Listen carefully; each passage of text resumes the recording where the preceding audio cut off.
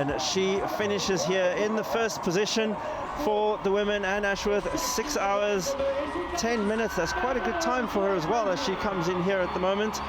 And we'll see what her eventual winning time will be. It will be just over 6 hours and 10 minutes. In fact, 6 hours, 10 minutes and 3 seconds. That is an amazing time. Oh, what a finish, what a tremendous run. Ann Ashworth doing the business in the Comrades Marathon. She's here with her husband, David. And Ann, when you look back at that, right? When you look at that moment, and I guess you've seen it a lot, but it's only just been since Sunday. What goes through your mind? Yeah, it's really hard to believe that that's me running across the screen. It's just unbelievable. I really had absolutely no idea that that was possible. So, you know, I watch myself running and I think, yes, I look good, hey? Wow. But at that moment when I was running, I was dying. I thought, oh my word, I can't get to the finish line soon enough. You look so fresh. Oh, it must be these acting classes we take in advocacy training. Oh, is that what's helping? David, where did Ann get the bug? Did she get it from you? No, we actually met at a running club. So she was well into her running when we met. So she definitely didn't get it from me. But you've done more Comrades than Ann. I have. I've completed my 9th Comrades this year. So now that you have a wife who is a winner, you need to up your game, eh? Yes, and I've got a whole list. I should have brought it tonight to tell you exactly all the excuses I've got why she ran past me. Okay. I can list them. So she actually overtook you on the road? Yeah, it was in, where was it? Kloof. Yeah, top of Fields. Did you actually see each other? Yeah, we had a little chat. Oh, no, that's all. What really, David? Yes, yeah. So you're out there pushing hard and then... That wasn't like that. Bye, honey. I'll see you at the finish. See you at the finish. What was it like? What's it like when you see your husband and you're like, you know, I can't wait for this guy. He's too slow. Well, at Two Oceans, he went ahead of me. And I thought that was quite ambitious, actually. And while I was running up Constantia, I thought, I wonder when I'm going to pass David. And then I never did. And so when David left me at Comrades, I thought, well, you know, he'll see me at the finish line like he did at Two Oceans. And then when I saw him on the road, I was like, is that David? Ooh.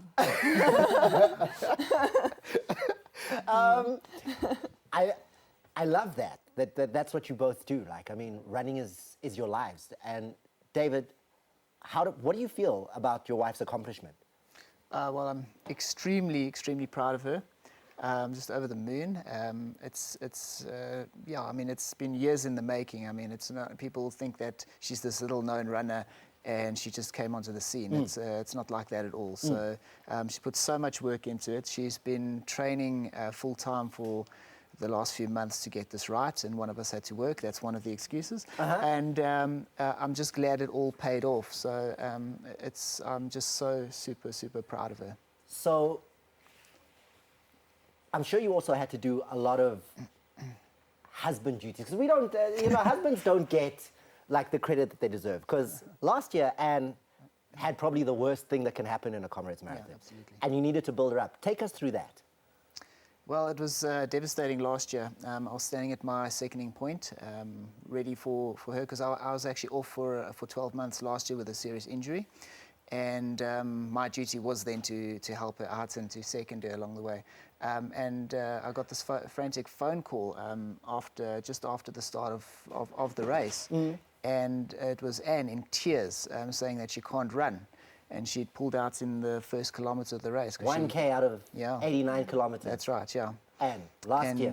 Yeah, it was terrible. So it was a very tough period for us both, because we put so much into it. And she was tipped as a top 10 finisher last year. And pulled out in the first case. It was quite devastating. That had to hurt, Ann. All that training, all year's preparation, 1 kilometre into the race, it all falls apart last year. Then this year, the response. Yeah, I mean, there couldn't have been a better balm to soothe last year's sting, I have to say. It was really hard to get back into training and to put all that effort back into it again and think, gosh, I really hope it pays off this time. And I'm just so grateful that it did. But what do you credit as much as you, and David tells us you're an experienced runner, you've been doing it, there's quite a big jump though, because you've done 6 Comrades, 2 silver medals was the best that did happen before. To go from that to gold and the winning gold medal is quite a big jump. What happened? What fell into place? Well, after my second silver, which I did on quite little training, I thought, well, you know, I must have some talent that can be developed. So who am I going to ask to help me develop this talent? And so I approached John Hamlet, and he initially was like, no, I don't coach girls. Sorry, you're on your own. But somehow I managed to convince him to take a chance on me. And we've been working together now for 2 years. And he has fundamentally changed my running. I mean, if you told me that I was going to run 3,500 Ks in the 6 months before Comrades 3 years ago, I would have laughed at you. But John has got that out of me 2 years in a row, and it just works. His training works. Is that what it takes? 3,500 kilometers worth of running in 6 months? Look, it's different strokes for different folks. So I know some of the other ladies don't do as much mileage, but I train like a man. I train with the Nsika men's team, and they do high mileage, high intensity, and that works for me. Did you have a sense, David, that this year would be your year? I thought last year she was definitely in great shape. Then it came to this year, her training, she did have a few setbacks along the way, and I thought she was good for a top 5 this year. And then we were thinking maybe even a top 3, but we didn't actually know that she would come in 5 minutes before the second lady. Yeah. So, and that's quite a hiding, eh? I mean, 5 minutes ahead is cruising. Took the lead at 41 Ks, never looked back. Well, there was that little tussle in Pinetown, which was with Morozova. And that was, you know, you could have, I think it's quite easy to say, well, you know, second place is amazing, I'll take second. But I had my coach's voice in the back of my mind telling me, like, no, you better fight this. And just tried to push through it, and luckily was able to put in a bit of a gap. What next? Is it over now? You've won Comrades, you've won the marathon, you've done the most that you can do in your sport. Do we hang up the running shoes? No, I think I've probably got 3 or 4 years of running left. So I'm hoping to run a fast marathon later this year. I want to do a PB, and I'll be lining up for Comrades and 2 Oceans again next year. Just have to see what happens. And then some coaching.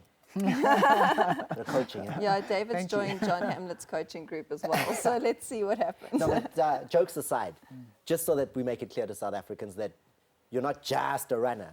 What did you finish Comrades this year? I did 6 hours 24 to I think 60th overall. 60th. So so I mean, no shame. 60th position out of 22,000 runners. We take off our hat to you, David, and obviously to Ann for winning it and keeping it here in South Africa. South African winners, what we're the most proud of, and congratulations on that achievement. Thank you. Thanks so much for having us. It's been great having you, and South Africans getting a chance to see this couple that just does so much on the road, and you know, just they eat, breathe, love this race called the Comrades Marathon, and you saw it live on SABC Sport.